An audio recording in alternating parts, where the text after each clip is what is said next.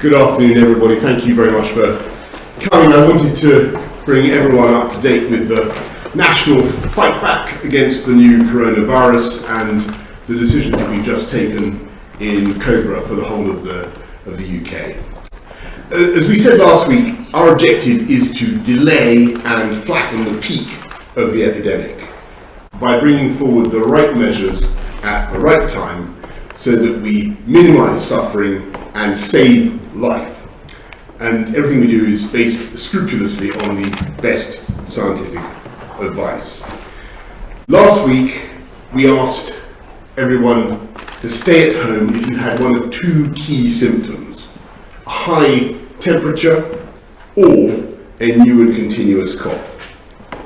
Today, we need to go further because according to SAGE, the Scientific Advisory Committee on Emergencies, it looks as though we're now approaching the fast growth part of the upward curve, and without drastic action, cases could double every 5 or 6 days.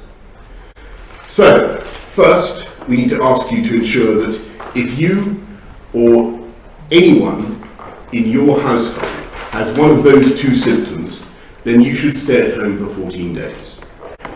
That means that if possible, you should not go out even to buy food or essentials other than for exercise, and in that case, at a safe distance from others. If necessary, you should ask for help from others for your daily necessities. And if that is not possible, then you should do what you can to limit your social contact when you leave the house to get supplies. And even if you don't have symptoms, and if no one in your household has symptoms, there is more that we need you to do now. So, second, now is the time for everyone to stop non-essential contact with others and to stop all unnecessary travel. We need people to start working from home where they possibly can, and you should avoid pubs, clubs, theatres and other such social venues. It goes without saying, repeat the message, we should all only use the NHS when we really need to, and please go online rather than ringing NHS 111. Now, this advice about avoiding all unnecessary social contact is particularly important for people over 70, for pregnant women, and for those with health conditions, with some health conditions. And if you ask, well, why are we doing this now? Why now? Why not earlier or later? Why bringing this very draconian measure?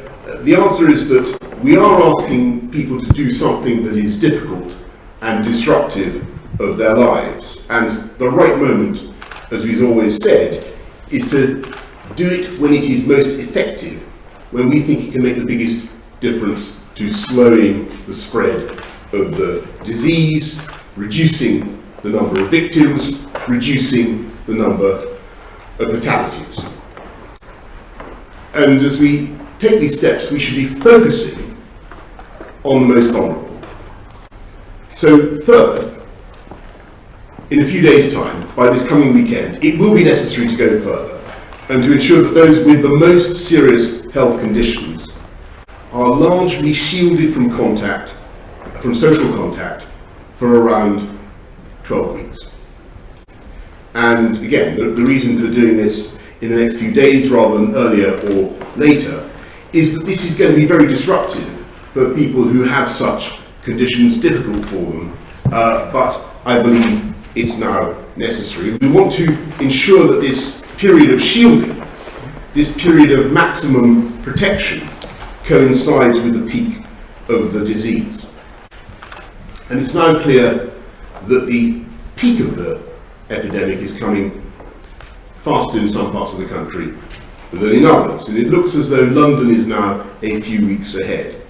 So, to relieve the pressure on the London health system and to slow the spread in London, it's important that Londoners now pay special attention to what we're saying about avoiding non-essential contact, and to take particularly seriously the advice about working from home and avoiding confined spaces such as pubs and restaurants. Now, lastly, it remains true, as we've said in the last few weeks, that risks of transmission of the disease at mass gatherings, such as sporting events, are relatively low. But obviously, logically, as we advise against unnecessary social contact of all kinds, it's right that we should extend that advice to mass gatherings as well. And so we've also got to ensure that we have the critical workers we need that might otherwise be deployed at those gatherings to deal with this emergency. So from tomorrow, we will no longer be supporting mass gatherings with emergency workers in the way that we normally do. So mass gatherings we're now moving emphatically away from. And I know that many people, including millions of fit and active people over 70, may feel, listening to what I've just said, that there is something excessive about these measures. But I have to say, I believe they are overwhelmingly worth it to slow the spread of the disease, to reduce the peak, to save life, minimize suffering, and to give our NHS the chance to cope.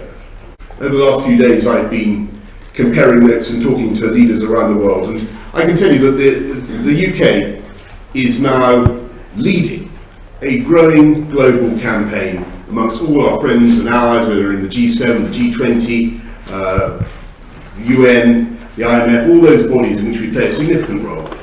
We're leading a campaign to fight back against this disease, to keep the economy growing, to make sure that humanity has access to the drugs and the treatments that we all need.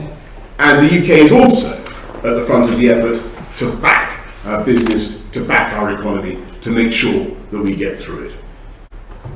I know that we are today asking a lot of everybody. This is far more now than just washing your hands, though clearly washing your hands remains important. But I can tell you that across this country, people and businesses, in my experience, are responding with amazing energy and creativity to the challenge that we face.